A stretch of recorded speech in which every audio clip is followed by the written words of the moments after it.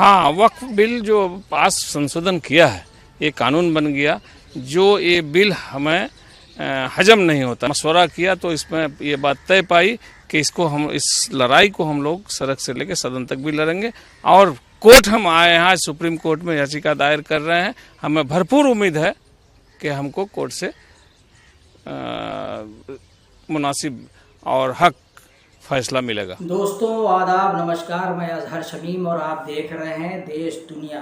दोस्तों, जैसा कि आपको पता होगा कि वक्फ बिल अब अस्तित्व में आ गया है और नोटिफिकेशन भी हो गया, नोटिफाई हो गया है। राष्ट्रपति ने अपने दस्तखत कर दिए, लोकसभा और राज्यसभा से बहुमत से ये पास हो गया। तो अब ये जब बिल नोटिफाई हो गया है तो इसके जो असरात हैं, इसका जो प्रभाव है वो भी अब दिखाई देने लगा है। और केरला में ज़बरदस्त इसका विरोध हो रहा है, रैलियां हो रही हैं। और केरल में जो रैली हो रही है उसमें ज़बरदस्त तरीके से सड़कों पर लोग उतरे हुए हैं और उनके ऊपर आंसू गैस के गोले दागे जा रहे हैं। पानी की बौछार, वाटर कैनन का इस्तेमाल हो रहा है और गिरफ्तारियां चल रही हैं, लोग खुद से भी गिरफ्तारी दे रहे हैं। तो दूसरी तरफ आप बंगाल भी देख रहे होंगे कि बंगाल में मुर्शिदाबाद में क्या हो रहा है, किस तरीके से आगजनी हुई है, बड़े पैमाने पर तोड़ फोड़ हुई है और बवाल हुआ है। अब वहाँ लोग चिन्हित किए जा रहे हैं, उनकी गिरफ्तारी का सिलसिला शुरू हो गया है।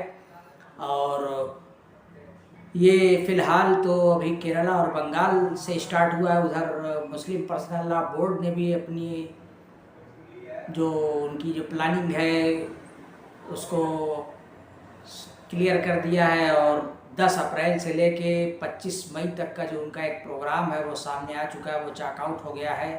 उसमें पहला प्रोग्राम वो तालकटोरा स्टेडियम दिल्ली में करने वाले हैं और हर स्टेट के कैपिटल में प्रोग्राम होगा, गोल मेज सम्मेलन होगा, प्रेस कॉन्फ्रेंसेस होंगी और जगह जगह धरना प्रदर्शन का कार्यक्रम शुरू होगा। तो अब देखते हैं कि उस पर क्या होता है, उसकी क्या प्रतिक्रिया सामने आती है। तो ये शायद कुछ लोगों का ये भी मानना है कि जैसे जैसे ये आंदोलन तेज़ होगा और मुस्लिम पर्सनल लॉ बोर्ड ने जो एक योजना बनाई है तो इसकी प्रतिक्रिया भी हो सकती है और इससे जो बहुसंख्यक संप्रदाय है, बहुसंख्यक समुदाय है, उसकी भी प्रतिक्रिया सामने आ सकती है और ये टकराव की स्थिति पैदा हो सकती है। तो इससे जाहिर है कि पोलराइजेशन, ध्रुवीकरण तेज़ होगा और बीजेपी यही चाहती भी है कि मुसलमान इस पर रिएक्ट करें और तोड़ फोड़ हो, हंगामा हो, दंगा फसाद हो। तो जिसका सीधा लाभ भारतीय जनता पार्टी को मिलेगा और भारतीय जनता पार्टी हिंदुओं को डराएगी और मुसलमानों के खिलाफ उनको एकजुट करेगी और बहुसंख्यकवाद की जो उसकी राजनीति है उसमें वो सफल हो जाएगी। तो दूसरी तरफ ये भी है कि अब मुसलमानों के सामने भी चारा नहीं है कि मुसलमान आखिर क्या करें। उनके लिए भी एक आगे खाई और पीछे कुआं वाला मामला हो गया है कि अगर ये खामोश रहते हैं तो भी नुकसान, अगर बोलते हैं तो भी नुकसान। और हालांकि देखा जाए तो अभी मुसलमानों को सब्र से ही काम लेना चाहिए जब तक कि उनके सामने एक कोर्ट का, सुप्रीम कोर्ट का विकल्प खुला हुआ है। अब तक सुप्रीम कोर्ट में 15-16 एप्लीकेशंस यानी याचिकाएं आ चुकी हैं और सुप्रीम कोर्ट ने एक डेट भी तय कर रखी है। अब उस पर सुनवाई शुरू होगी। उसके बाद सुप्रीम कोर्ट में क्या होता है, क्या फ़ैसला आता है, अभी इसका इंतज़ार रहेगा। तो ये कानूनी प्रक्रिया ही मेरे हिसाब से अभी फ़िलहाल सही है।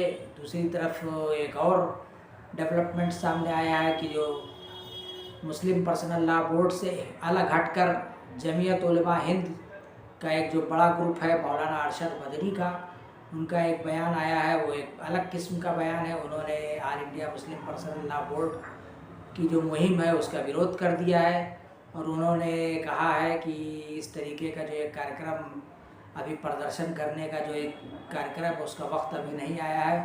तो इससे एक बात और भी जाहिर हो रही है, कुछ लोगों का ये भी कहना है कि अमित शाह साहब ड्यूटी पर लग गए हैं। जिस तरीके से उन्होंने कश्मीर में धारा 370 को हटाए जाने के बाद एक्शन लिया था, नेताओं को नज़रबंद कर दिया था, इंटरनेट को बैन कर दिया था और सख्ती से उससे निपटे थे। तो अब शायद ये यूपी और बिहार में भी, जहाँ से इनको तीखी प्रतिक्रिया मिलने की उम्मीद है। वहाँ वो पहले से ही अब वो डराना धमकाना उन्होंने शुरू कर दिया है, और शायद जमीयत उलमा हिंद को भी डराया गया होगा। और एक इतना बड़ा एक ज़ाहिर है ग्रुप है, तो उसके ऊपर भी ईडी की जांच वाच की बात होगी, या फेमा जो कानून है, जो फॉरेन एक्सचेंज मेंटेनेंस एक्ट है, उसका भी डर उनको सता रहा होगा।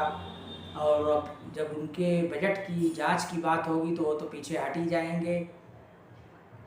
तो ये भी एक मुद्दा हो सकता है उनको डराने धमकाने का और इस तरीके से उनको काबू करने का। और उनके अपने लोग भी लग गए, भारतीय जनता पार्टी के जो आरएसएस के जो मुस्लिम राष्ट्रीय मंच से जुड़े हुए मुल्ला हैं, वो भी मैदान में उतर चुके हैं। अभी जगह जगह हम देख रहे हैं कि जो वीडियो सोशल मीडिया पे आ रहा है, अपने लेवल पे भी और टीवी चैनलों पर भी, एक फैज़ खान है जो कथावाचक भी हैं, तो वो राष्ट्रवादी मुसलमान हैं, मुस्लिम राष्ट्रीय मंच के बड़े नेता हैं। अब वो उतर गए हैं और वो ये बात कह रहे हैं कि अब अगर आंदोलन करना है तो ओवैसी साहब और जो भी मुस्लिम पर्सनल लॉ बोर्ड के लोग हैं, वो अपने घर परिवार के लोगों को लेकर मैदान में उतरे और अपने लड़की लड़का बहू और अपने बेटों को मैदान में लेकर उतरे। आम मुसलमानों को इससे बचना चाहिए, वरना उनको मालूम होना चाहिए कि सीए एनआरसी में किस तरीके से मुसलमानों का नुकसान हुआ था, कितने बड़े पैमाने पर उनकी गिरफ्तारियां हुई थी। तो मैं उनको आगाह करना चाहता हूं कि मुसलमानों होशियार हो जाओ और तुम इस तरीके के धरना प्रदर्शन से दूर रहो। तो जाहिर सी बात है, अब फैज़ खान लग गए हैं, मुफ्ती शमून कासमी भी स्टेटमेंट दे रहे हैं, टीवी डिबेट में आ रहे हैं, वो भी इसी तरीके की बात कर रहे हैं। मुफ्ती वजाहत कासमी भी लग गए हैं। उधर मोदी जी के दोस्त ज़फ़र सरेशवाला भी यही कर रहे हैं। तो अभी लोगों को भी ड्यूटी पर लगा दिया गया है। शाजिया इल्मी हैं, नाजिया इलाही ख़ान, तो बहुत ही बुरी तरीके से मुसलमानों को उल्टा सीधा बोलती है, गाली गलौज तक करती है। दोस्तों, आपका क्या कहना है? क्या वाकई ये एक ध्रुवीकरण का एक टूल बनेगा? ये जो all India Muslim personal law board की जो एक मुहिम शुरू होने जा रही है, और जो ये बिल लाया गया है वक्फ अमेंडमेंट बिल, इसमें जो संशोधन का एक शगुफ़ा छोड़ा गया है, वाकई इससे मुसलमानों को फ़ायदा होगा या नुकसान होगा? वाकई गरीब मुसलमानों का भला होगा, या कि वक्फ की प्रॉपर्टीज़ पर सरकार की नीयत ख़राब है और वो उसका कब्ज़ा हो जाएगा, या वो जो बड़े बड़े लोग हैं उनको ये ज़मीन सरकार दे देगी? अभी इस पर आपकी क्या राय है? आप भी इस पर अपने विचार साझा कर सकते हैं। आप इस चैनल को ज़्यादा से ज़्यादा लाइक कीजिए, शेयर कीजिए। पहली बार अगर देख रहे हैं तो सब्सक्राइब कीजिए। शुक्रिया।